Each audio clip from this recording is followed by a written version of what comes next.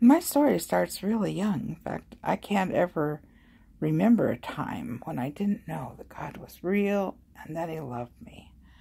And even though I didn't know why and didn't know much about Him, because my family was not a church-going family. I was in a Bible club. My best friend and I started a Bible club when I was in 3rd grade, and we ended up leading other girls to the Lord. One day, she had asked them if they had ever asked Jesus into their hearts. And I was pretty sure Jesus was in my heart, so I said yes, of course. But then when I got home, I wasn't positive if I'd ever asked Him.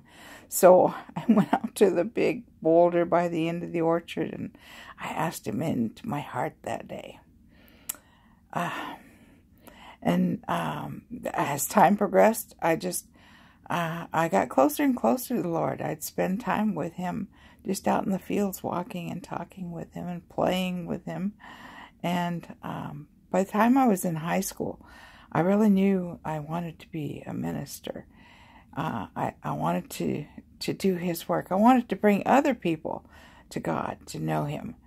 But at that point, my parents and even the school counselor said women can't be ministers. So I thought, well, okay, I'll be a missionary, because I knew women could be missionaries. But my dad said, no, you're not going to be a missionary. I'm not having you go off to Africa and never come back. So that was that. So I didn't take the scholarship I had and go to college. I got married instead. And maybe not the best decision, but God is good anyway. And I had 2 wonderful children, and but I really wasn't on a path to do what God had created me to do.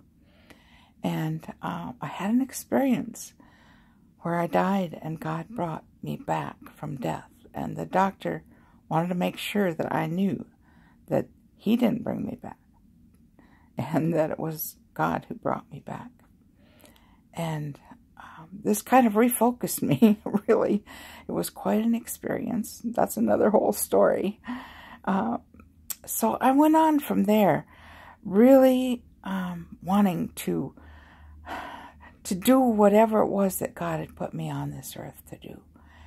And we moved from Michigan to Idaho, and at that point, my oldest son was 5 years old, and our daughter was 18 months, and I really felt like I wanted to see them get into Sunday school and start learning about God and Jesus.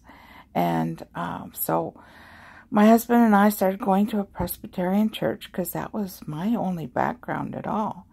And it wasn't long before I was teaching Sunday school, and then teaching junior high Sunday school, and then leading the youth group.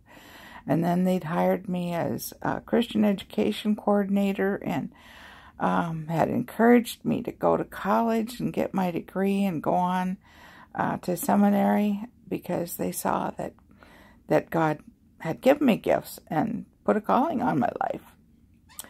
So I started college, and I was working on a bachelor's degree in communications, and going to school full-time, working part-time, and being a mother. It was not easy. And my husband was doing the same thing. He was also in college at that point.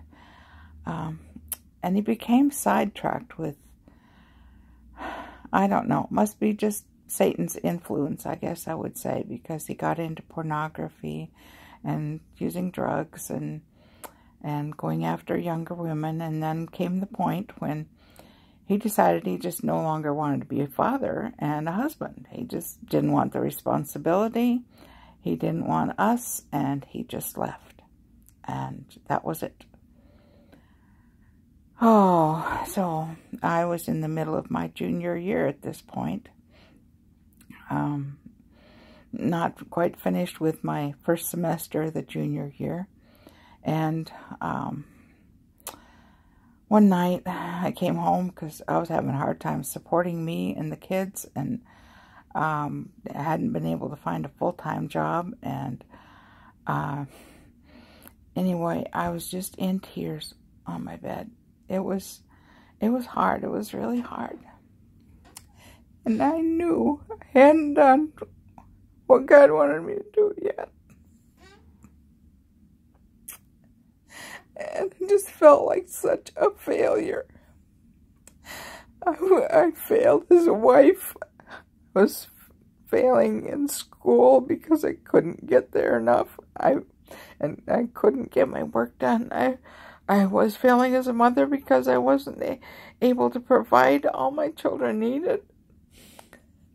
And it was at that point that Jesus came to me, and he just said, "That's why I died." And for the first time ever, I understood what Jesus did for me. I'd known that God loved me, but I'd never understood Jesus before that. And when he said that, his love just washed over me. And I knew it was going to be okay. I didn't know how, but I knew it was going to be okay. And, oh, the strange wonders of our God. It was maybe just probably about a year and a half after that. The time I got offered 2 jobs, one as a youth minister and one as a Christian education director at 2 different churches, and I had to decide between the 2. God blessed so much, and I got hired without any degree and without a husband. I was divorced by then because I'd had no choice, and God just blessed. And so I know he's there. I know he loves me, and I know Jesus paid for all my failures, all my mistakes. And I'm so thankful.